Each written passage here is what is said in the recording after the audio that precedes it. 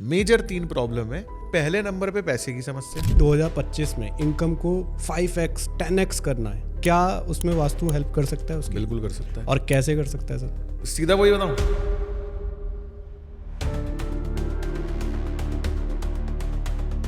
उस टाइम में घर अलग तरीके से बनता था, आज घर अलग तरीके से बनता है। उस टाइम में लोग जमीन में बैठ के खाना खाते थे, आज हम डाइनिंग टेबल पे बैठ के खाना खाते हैं।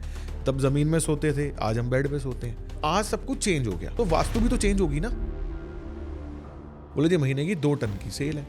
मैं कहा जी आप इस सेल को कितना लेके जाना चाहते हो? मैं कहा जितना आप अभी बोलोगे ना उतनी हो जाएगी। एक व्यक्ति नॉर्थ को अगर बैलेंस करेगा और वो जॉब कर रहा है तो क्या होगा, उसके पास बेटर अपॉर्चुनिटीज आएंगी। ब्लू कलर के पॉट में एक मनी प्लांट लगाओ, असली लगाओ या आर्टिफिशियल लगाओ, डजंट मैटर, चौड़े पत्तों वाला मनी प्लांट होना चाहिए। और आप अपने घर में वेस्ट में जो भी कुछ रखोगे ना वो बढ़ता रहता है। आप 500 करोड़ बोलने में ही आपको दिक्कत हो रही है, 1000 करोड़ बोलने में आपकी जबान लड़खड़ा रही है, 5000 करोड़ बोलने में अगर आपको दिक्कत हो रही है तो आप नहीं जा सकते। नॉर्थ ईस्ट की जो डायरेक्शन है ना, वो आपके प्रोडक्ट में वो सारी खूबियां, वो सारी क्वालिटीज डालती हैं कि बंदा आपका प्रोडक्ट हाथ में ले, देखे और बोले भाई यही चाहिए, ये मेरी सारी डिमांड फुलफिल कर रहा है। जैसे नॉर्थ में अगर आपके घर में प्लांट्स हैं, अगर आपके घर में झरना है, ओके है। हमारे जो मंदिर होते हैं वो किस डायरेक्शन में होने चाहिए, कैसे होने चाहिए? बहुत मैंने वीडियोस देखी हैं कि पत्थर का मंदिर रखो, लकड़ी का मंदिर रखो, मेटल का मंदिर रखो, ये रखो वो रखो। मैं बॉम्बे गया एक व्यक्ति के घर पे, 40,000 करोड़ की कंपनी है, सारे जानते हो आप, उनके पत्थर का मंदिर। तो मैं कहा जी इस घर में आप कितने साल से हो? बोले 20 साल से हैं जी। मैं कहा मंदिर कब से यहाँ पे? बोले डे 1 से। एक व्यक्ति एक पर्टिकुलर घर में अगर 40,000 करोड़ पे पहुंच गया है तो उसका वास्तु तो बढ़िया ही होगा। चाहे गणेश जी हो, चाहे सरस्वती माता हो, लोग अपने बच्चों की स्टडी टेबल पे जाके सरस्वती माता रख देते हैं। एंट्रेंस में भी लगाते हैं सर? नहीं लगाना, मिथ है बहुत बड़ा। पंचमुखी हनुमान जी लगा देते हैं लोग अपने द्वार पे, तो द्वारपाल है तुम्हारे। एक प्लांट लाए थे हम, बट वो थोड़े दिन बाद वो प्लांट मुरझा गया, मर गया वो प्लांट। आपने वो प्लांट उधर रखा था, क्यों मर गया? क्योंकि आपकी किस्मत अच्छी थी।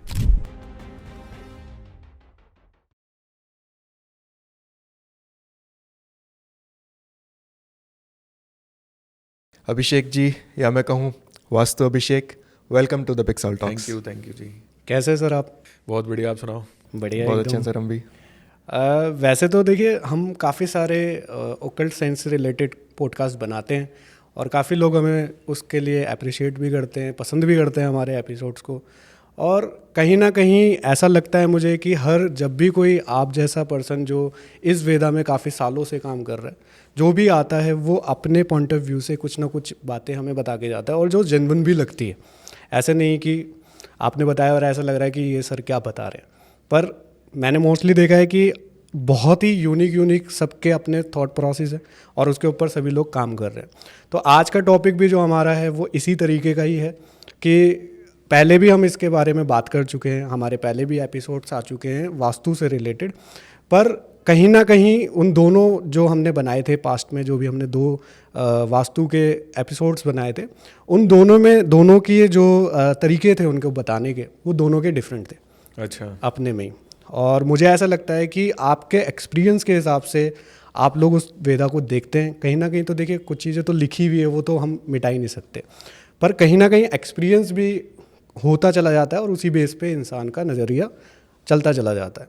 तो उसी एक्सपीरियंस के बेस पे सर सबसे पहले बात तो यहीं से स्टार्ट करते हैं। बिल्कुल, क्योंकि आज हम एजुकेशन पे आए, उससे पहले कुछ बातें करते हैं। डन है। अब जैसे जो आपने अभी बात बोली ना, इसका जो मेरे को लॉजिक मैं समझ पा रहा हूँ ना क्या है, एक्चुअली ना वास्तु ट्रेन करने वाला तो कोई था नहीं। कि वास्तु की जो विद्या है ये 12,000 साल पुरानी विद्या है।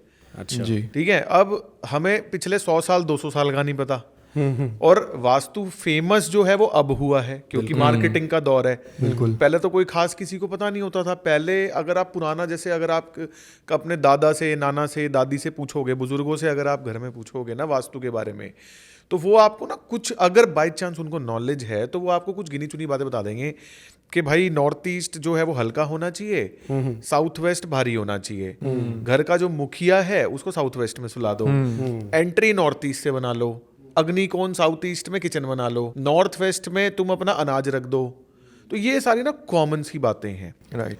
अब क्या होता है, अगर आप प्रोफेशनल्स की बात करें, जैसे अभी आपने बताया कि 2 लोग आपके पास आए, उन दोनों का नजरिया डिफरेंट था। बिल्कुल। वो क्यों हो रहा है कि क्योंकि उसमें क्या है, जब वास्तु आया ना तो एक विद्या जो सिखाई नहीं गई, तो कोई भी ऐसी विद्या जो बंदा खुद ही रिसर्च कर रहा है, रिसर्च कहाँ से करेगा, इंटरनेट पे ढूंढेगा, किताबों में ढूंढेगा।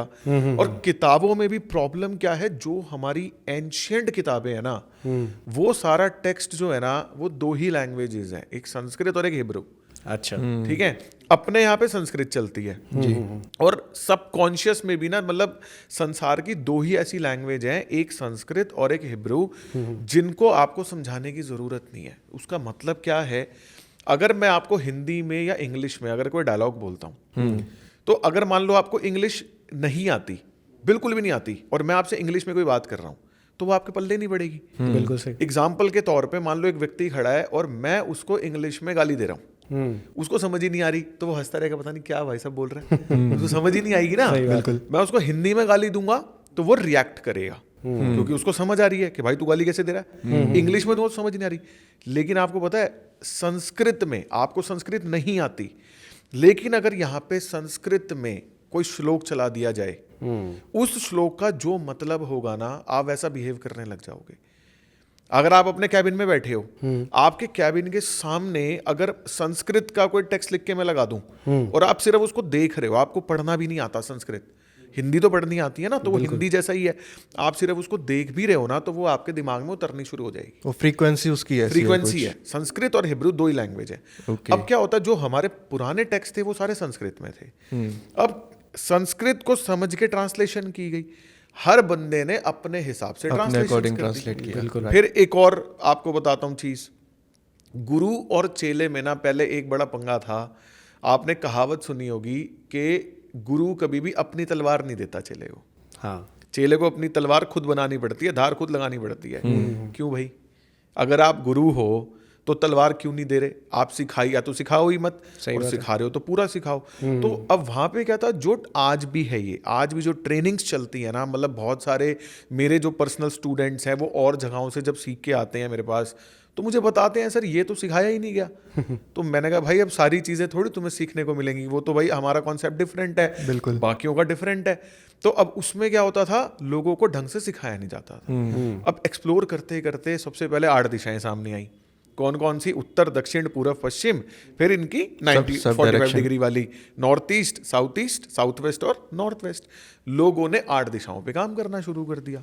8 दिशाओं जितना कंटेंट था, धीरे धीरे आगे बढ़ते गए तो थोड़ी जनरेशन पढ़ी लिखी आई। अब जो पढ़ी लिखी जनरेशन है उसको एक्सप्लोर करने का भी बड़ा मन करता है, उसको मजा आता है चीज़ों को एक्सप्लोर करने में। बिल्कुल। उसने एक्सप्लोर किया तो जो ओरिजिनल संस्कृत की टेक्स्ट बुक है वास्तुशास्त्र की, जिसका नाम है विश्वकर्मा प्रकाश, बहुत सारी किताबें हैं, एक विश्वकर्मा प्रकाश है, रावण के द्वारा लिखी गई मैं मतंग, रावण भी बहुत बड़े वास्तुशास्त्री थे। ओके। मैं रावण को इतना तमी इज्जत दे रहा हूँ तो जनता मुझे कुछ ना बोले, भाई पंडित जी हैं तो इज्जत तो देनी पड़ेगी। बिल्कुल। तो ठीक है, बहुत सारी किताबें हैं, हम बेसिकली फॉलो करते हैं विश्वकर्मा प्रकाश को। ओके। विश्वकर्मा प्रकाश जो है ना, विश्वकर्मा प्रकाश में 16 डायरेक्शंस का मेंशन है। अच्छा। ओके। ठीक है, एक्चुअली में वास्तुशास्त्र में 16 दिशाएं ही होती हैं, और विश्वकर्मा प्रकाश जो हमारी बहुत पुरानी किताब है उसमें 16 दिशाओं का वर्णन है। अंग्रेज आए थे भारत में, अंग्रेज भारत से सोना, चांदी, हीरे, जवाहरात तो लेके गए, उसके अलावा हमारे वेद चुरा के लेके गए, हमारे टेक्स्ट बुक्स चुरा के लेके गए, हमारा सारा ज्ञान चुरा के लेके गए।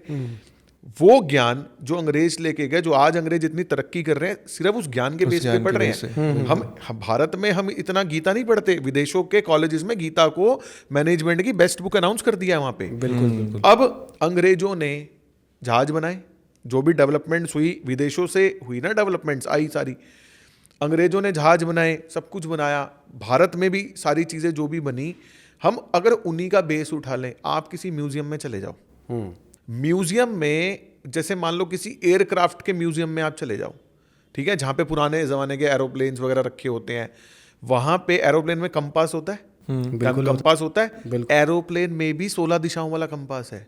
ओके अच्छा। अगर आप इंटरनेशनल फ्लाइट में जा रहे हो तो वहां पे स्क्रीन पे ना लिखा हुआ आता है फ्लाइट इस पॉइंट से यहाँ पहुंच गई है, चल रही है, मैप बना आता है जी। उसमें भी 16, उसमें नॉर्थ ईस्ट लिखा आता है, उसमें ईस्ट नॉर्थ ईस्ट लिखा आता है ना। अब वो जो नीचे आप कंट्रोल रूम से जो फ्लाइट को कमांड देते हैं बोलते हैं कि इतने degree east of north east, वो ऐसे डायरेक्ट नहीं बोलते, डिग्रीज बोलते हैं प्रॉपर, और 16 डायरेक्शन का मेंशन है, तो फिर 8 दिशाएं क्या करेंगी। ओके जब दिशाएं हैं 16 तो 16 पे ही काम करेंगे ना।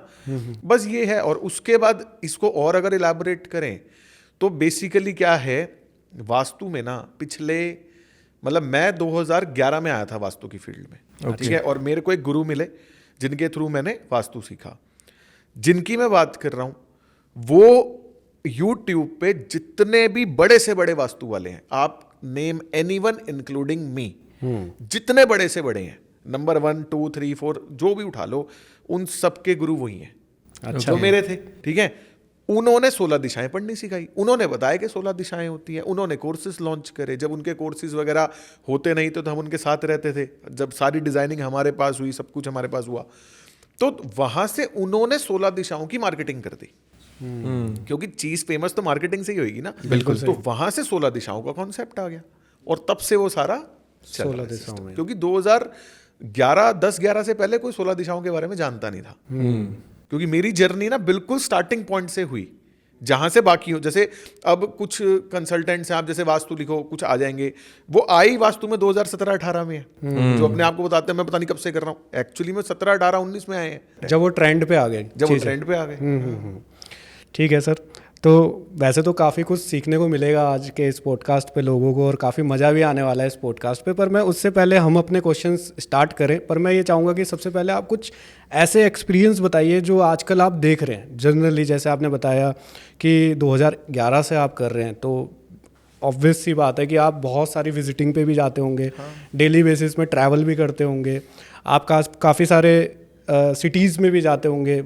आप दिल्ली रहते हैं बट अदर सिटीज़ पे भी आप जाते रहते होंगे, आप क्लाइंट के यहाँ पे भी विजिट करते होंगे। तो कुछ ऐसे एक्सपीरियंस जो आपने कुछ फ्यू मंथ के अंदर अंदर अभी कुछ ऑब्जर्व किए हो कि कंटिन्यूसली ऐसी कंप्लेंट्स या कंटिन्यूसली ऐसी बातें आपसे पूछी जा रही है जो आपको बार बार कहीं ना कहीं उसके सॉल्यूशन लोगों को देने पड़ रहे हैं। अब एक्चुअली ना प्रॉब्लम्स पिछले जितने भी साल से जब से हम काम कर रहे हैं ना, मेजर 3 ही प्रॉब्लम है। अच्छा। मेजर 3 प्रॉब्लम है। उनको अगर मैं कैटेगराइज करूं तो पहले नंबर पे पैसे की समस्या, वो तो सर सबसे बड़ी समस्या, सबसे बड़ी समस्या पैसे की समस्या। दूसरी समस्या जो है वो हेल्थ है, ओके। और तीसरे नंबर पे रिलेशनशिप्स है। ओके। इन 3 के अलावा कोई इंसान की लाइफ में प्रॉब्लम ही नहीं है। मतलब मेजर 3 है बस, पैसा, हेल्थ और रिलेशन। तो इन अगर हम तीनों को कैटेगरी में, जैसे आपने तीनों को कैटेगरी दी है, तो अभी जैसे मैंने पूछा कि 2-3 महीने के अंदर मोस्टली कौन से क्वेश्चंस आपके पास ज़्यादा आए हैं? एक्चुअली ना सारे ही आते हैं, तीनों ही आ रहे हैं तीनों ही कंटिन्यूसली? आते हैं, हाँ। मैं बेसिकली जैसे क्या होता है, रिलेशनशिप इश्यूज हैं या हेल्थ इश्यूज हैं, उन पे मेरे को काम करना इतना पसंद नहीं है।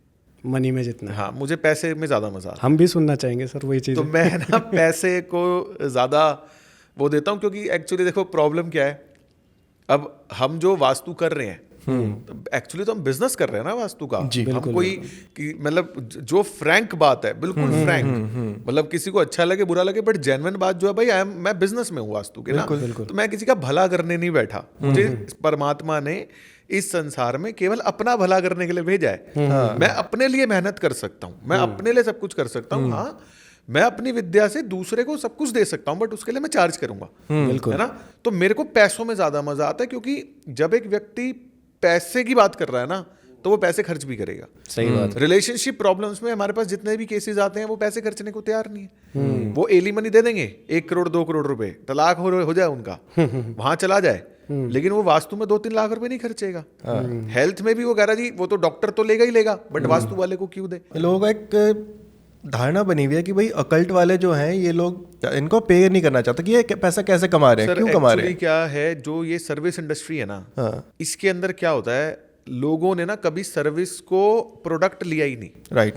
उनको लगता है जब तक कोई सॉलिड चीज हमें नहीं मिलेगी ना, तो हमें पैसे क्यों देने। सही बात। अब कुछ प्रोफेशन है, अब जैसे डॉक्टर का प्रोफेशन है, जब आप डॉक्टर के क्लिनिक में जा रहे हो, जब वो आपकी जीभ देख के आपको पेपर पे क्रोसिन लिख के दे रहा है, तब उसको क्यों नहीं बोल रहे कि भाई क्रोसिन लिखने के तू 1000 रुपये लेगा? तब क्यों नहीं बोल रहे? सही बात है। है ना? आप वकील के पास जा रहे हो, एक लॉयर के पास जा रहे हो, वो लॉयर क्या कर रहा है, एक छपाया प्रिंट आउट है, वो प्रिंट करके उसमें नाम आपका चेंज करके नीचे अपनी स्टैंप लगा के कोर्ट में जमा करा रहा है। कुछ भी करने के लिए, कोई एफिडेविट है, कोई चिट्ठी भेजनी है, कुछ भी, तो वकील को बोलो कि ये सही चीज़ बात है ना। लेकिन जब हमारे पास आएंगे तो भाई तू हेल्प कर दे यार। क्योंकि एक्चुअली क्या है, इंडिया के अंदर मैंने देखा है कि एक दो चीज़ें मैंने नोटिस की है इंडिया में या हमारे जैसे लोगों के अंदर, कि एक तो होता है कि किसी को देखा देखी करना, क्योंकि अभी ट्रेंड पे आ गया वास्तु।